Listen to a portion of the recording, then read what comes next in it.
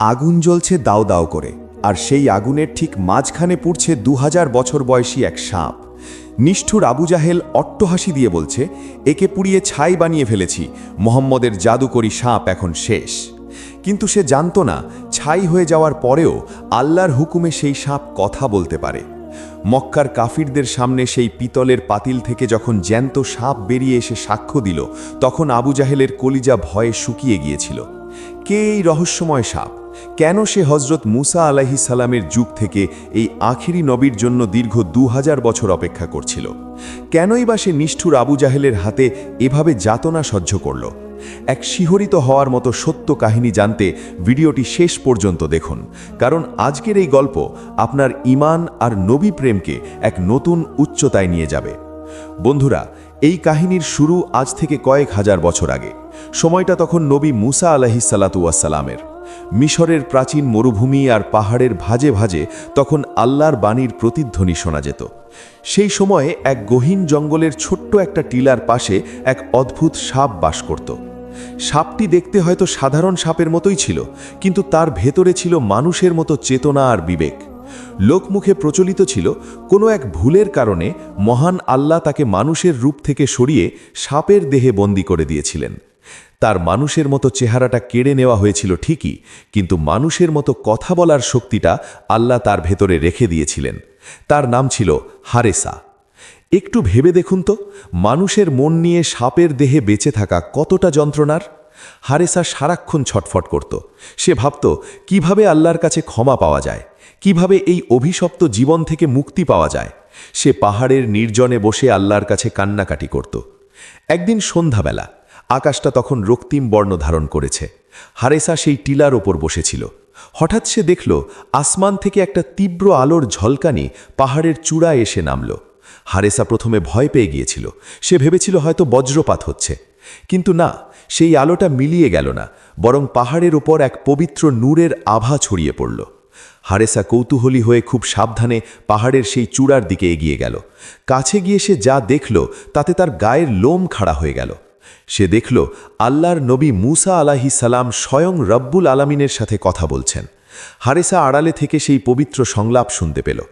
আল্লাহ তাআলা মুসা আলাইহিস সালামকে বলছিলেন, হে মুসা, শোনো, আমি তোমাকে পছন্দ করেছি এবং তোমাকে নবী হিসাবে পাঠিয়েছি। তবে মনে রেখো, আমার পরে আমি আরও অনেক নবী পাঠাবো, আর একদম শেষ যুগে আমি এমন এক নবীকে পাঠাবো যার নাম হবে আহমদ সাল্লাল্লাহু আলাইহি ওয়াসাল্লাম। মুসা আলাইহিস সালাম বিনীতভাবে জিজ্ঞেস করলেন, হে আল্লাহ, সেই শেষ নবী আর তার উম্মতরা কেমন হবে? আল্লাহ তাআলা জবাব দিলেন, মুসা, সে হবে দয়া আর করুণার উৎস। সে কেবল মানুষের জন্য নয়, বরং সারা বিশ্বের সমস্ত মাখলুকাতের জন্য রহমত হয়ে আসবে। তার উম্মতরা আমল হয়তো অল্প করবে, কিন্তু তাদের প্রতিদান হবে পাহাড়ের মতো বিশাল। যারা তাকে ভালোবাসবে, আমি আল্লাহ তাদেরই ভালোবাসব, আর যে তার প্রতি ঈমান আনবে, আমি তাকে জাহান্নাম থেকে মুক্তি দেব। বন্ধুরা, নবীজির প্রতি এমন ভালোবাসার গল্পগুলো যদি আপনার ভালো লাগে, তবে ছোট করে ভিডিওটিতে একটি লাইক দিয়ে আমাদের সাথে যুক্ত হয়ে যান। চলুন এবার হারেসার সেই দীর্ঘ অপেক্ষার কথা শুনি। পাহাড়ের আড়ালে বসে যখন হারেসা এই কথোপকথন শুনছিল, তখন তার নিভে যাওয়া হৃদয়ে যেন আশার প্রদীপ জ্বলে উঠল। সে মনে মনে ভাবল, যেই নবীকে আল্লাহ এতটা ভালোবাসেন, আমি যদি সেই নবীর দেখা পাই আর তিনি যদি আমার জন্য একটু দোয়া করেন, তবে কি আল্লাহ আমাকে মাফ করবেন না? পরের দিন সকালবেলা মুসা আলাইহিস সালাম মাঠের পথ দিয়ে কোথাও যাচ্ছিলেন। হঠাৎ তিনি পেছন থেকে একটা কাতর কণ্ঠ শুনতে পেলেন, ইয়া রাসূলুল্লাহ, দয়া করে একটু দাঁড়ান, আপনার কাছে আমার এক বড় আবদার আছে। মুসা আলাইহিস সালাম থমকে দাঁড়িয়ে চারদিকে তাকালেন, কেউ নেই। তিনি আবার হাঁটা শুরু করলেন। আবার সেই একই ডাক, হে আল্লাহর নবী, আমি হারেসা বলছি, আমি নিচে, আপনার পায়ের কাছে এক সাপ। মুসা আলাইহিস সালাম নিচে তাকিয়ে দেখলেন, এক বিষধর সাপ কাঁপছে আর কাঁদছে। সাপটি বলল, হুজুর, আমি গত রাতে আপনার আর আল্লাহর সেই কথা শুনে ফেলেছি। আমি সেই শেষ নবী মুহাম্মদ সাল্লাল্লাহু আলাইহি সাল্লামের সান্নিধ্য চাই। আপনি আল্লাহর কাছে দোয়া করুন যেন আমার হায়াত বাড়িয়ে দেওয়া হয়, আমি যেন সেই নবীর যুগ পর্যন্ত বেঁচে থাকতে পারি। মুসা আলাইহিস সালামের খুব মায়া হলো। তিনি আল্লাহর কাছে দোয়া করলেন, আর সেই দোয়া কবুল হলো। তিনি সাপটিকে বললেন, হারেসা, তুমি ওই জঙ্গলের গুহায় গিয়ে আজ রাতে ঘুমিয়ে পড়ো। আল্লাহর রহমতে তুমি 1000 বছর এভাবেই ঘুমন্ত অবস্থায় থাকবে। যেদিন তোমার ঘুম ভাঙবে বুঝে নেবে দুনিয়ায় সেই কাঙ্ক্ষিত নবী অহম্মদ সাল্লাল্লাহু আলাইহিসাল্লাম চলে এসেছেন।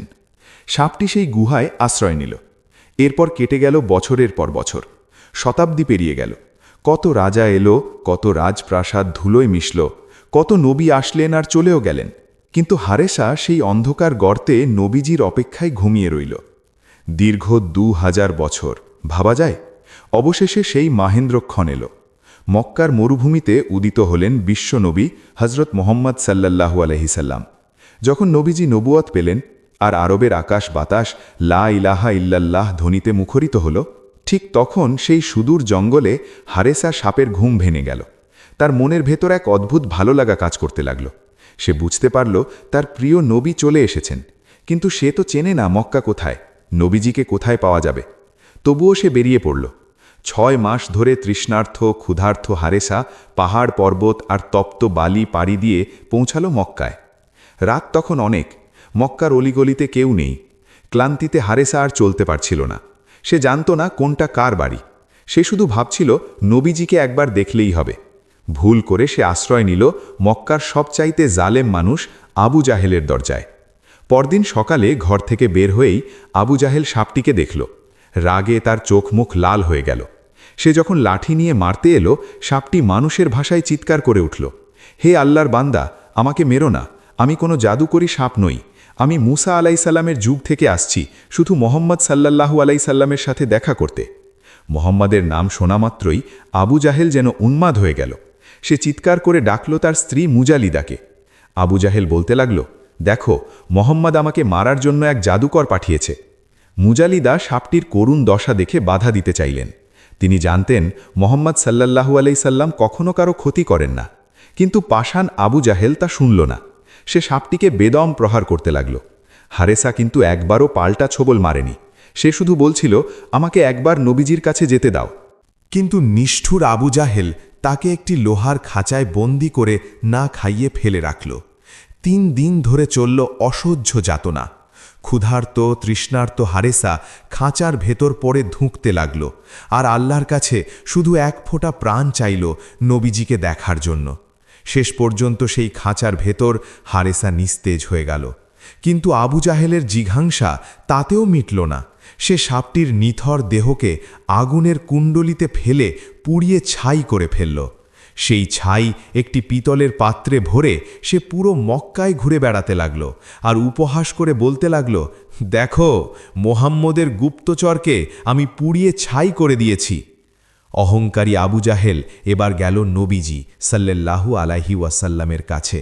হাতে সেই লাল কাপড়ে ঢাকা পিতলের পাত্র। আশেপাশে প্রচুর মানুষ ভিড় জমিয়েছে।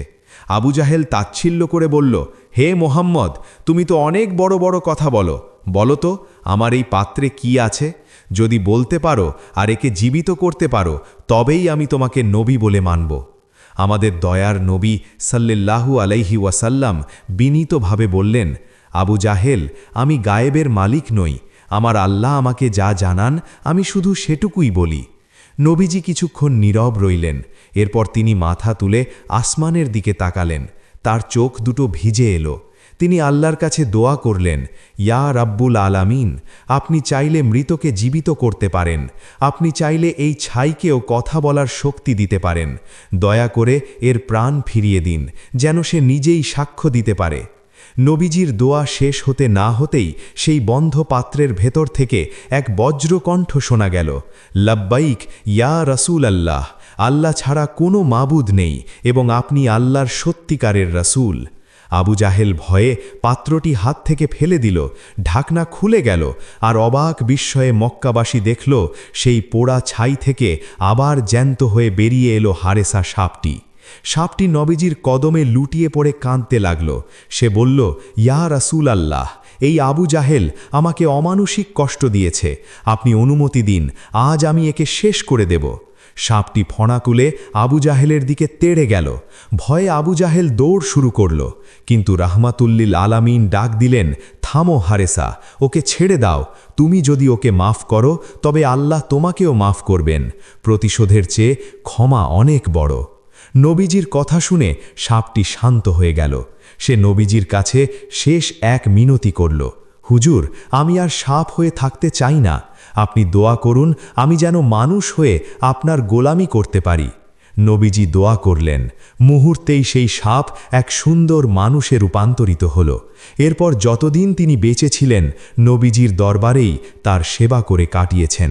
প্রিয় দর্শক, হারেসা সাপের এই কাহিনী আমাদের এক বড় শিক্ষা দেয়। একটু ভেবে দেখুন তো, একটি সামান্য প্রাণী যদি নবীজির প্রতি ভালোবাসার জন্য 2000 বছর অপেক্ষা করতে পারে, তবে আমরা মানুষ হয়ে কি করছি? আমরা কি আমাদের নবীকে চিনতে পেরেছি?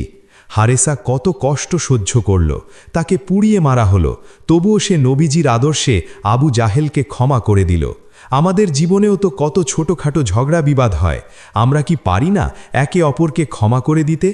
আসুন আমরাও হারেসার মতো নবীজির সত্যিকারের প্রেমিক হই। আমাদের আমল হয়তো কম, কিন্তু আমাদের অন্তরে যেন নবীজির জন্য অগাধ ভালোবাসা থাকে। আল্লাহ আমাদের সবাইকে সেই হারেসার মতো ঈমানি শক্তি দান করুন, আমিন। আজকের এই হৃদয় ছোঁয়া ঘটনাটি আপনার কেমন লেগেছে তা কমেন্টে অবশ্যই জানাবেন, আর ভালো লাগলে শেয়ার করে অন্য ভাই বোনদের শোনার সুযোগ করে দিন। দেখা হবে পরবর্তী ভিডিওতে। আসসালামু আলাইকুম ওয়া রাহমাতুল্লাহ। প্রিয় দর্শক, এই ঘটনাটি পবিত্র কুরআনে কারিমে বা কোনো সহিহ হাদিসের বর্ণনা সূত্রে পাওয়া যায় না, কিন্তু লোককথায় এবং কিছু গ্রহণযোগ্য ব্যক্তিবর্গের মুখে এই ঘটনাটি পাওয়া যায়। এই ঘটনাটি এক এক কিতাবে এক এক রকম করে উল্লেখ করা হয়েছে, আর এই ভিডিওতে ঘটনাটি নেওয়া হয়েছে খাসাইসুল আম্বিয়া নামক কিতাব থেকে।